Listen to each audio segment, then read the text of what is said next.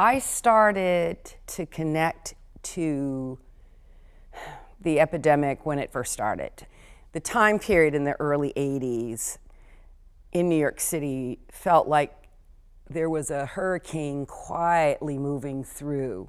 And I would go to a club, because I love to dance, still do, and I would see a bartender or a waiter that I knew, and then I'd come back a week or so later and they were gone.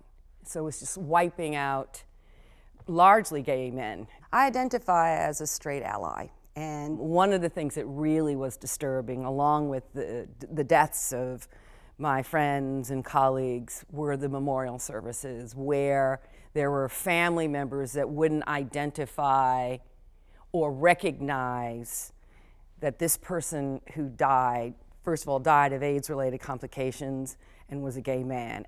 Because they would do anything, the family would do anything to not include those identities, you know.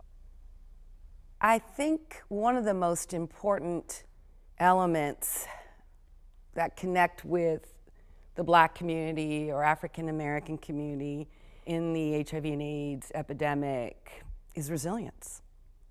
All that Black people have gone through, racism, sexism, homophobia, transphobia, police brutality, stigma, discrimination, and all of those factors place barriers, particularly for Black people, to seek out care if they're living with HIV or AIDS, to get tested, to negotiate safer sex.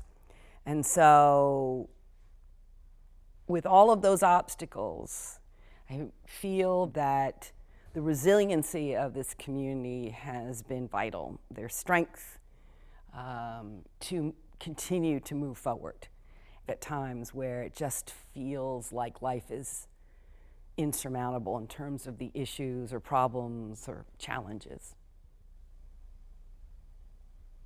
Medical mistreatment and torture of Black people have been around for centuries. So it is understandable that there are Black people who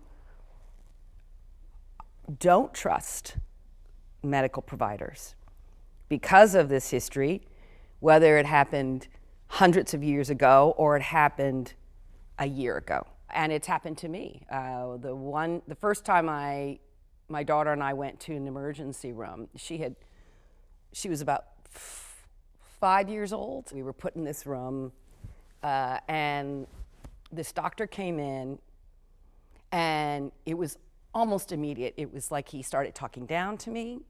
He didn't introduce himself. He wouldn't look at me. And I was like, am I in a movie? Because I was just like, oh no, this is not going to work. So I put up my hand and I said, I'd like to ask you to stop.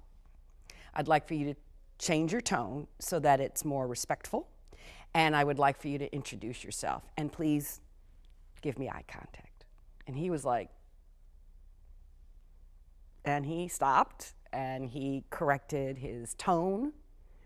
And I just thought, wow, this is what our clients go through. You know, this is what other Black people go through. But it was this assumption, you know, that I was like, I'm not stupid, you know. But there was that assumption that I felt that because of the fact that I was a woman, a Black woman, that it was okay for him to talk down to me. I've done work and continue to try to do work through coalitions that bring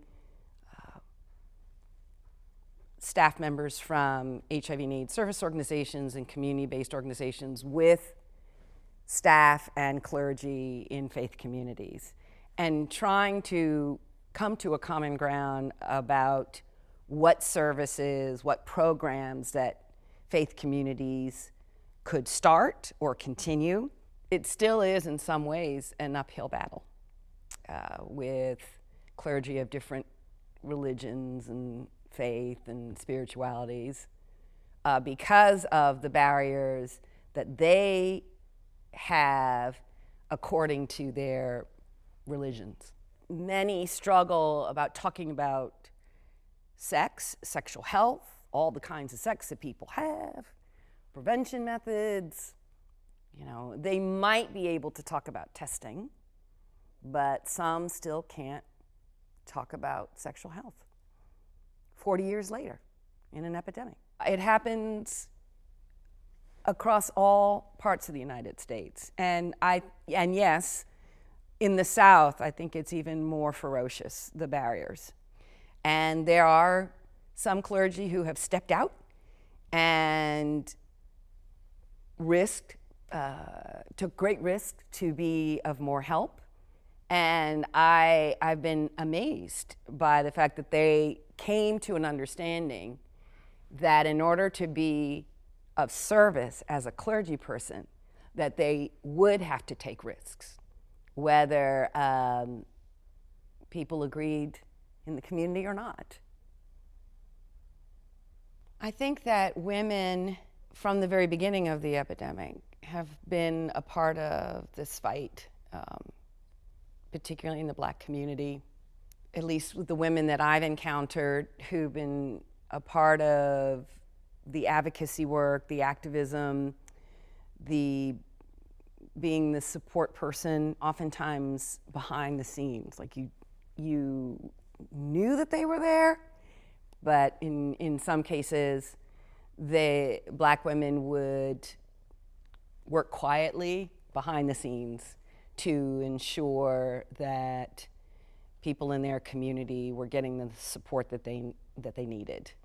And because HIV and AIDS are so heavily stigmatized still, and then there were and continue to be women who have leadership roles where they're more out in front, whether they are a woman clergy person and who is out about the work that her church does, and medical providers, again, elected officials, and people throughout all different kinds of industries. In this 40th year of the epidemic, what I want mostly is more support, more funding, more safe spaces to have those difficult conversations and to understand the realities of what it means to be a Black person in this epidemic, and more solutions. I'd like more leadership. I would like less stigma universally, and just a whole lot more love.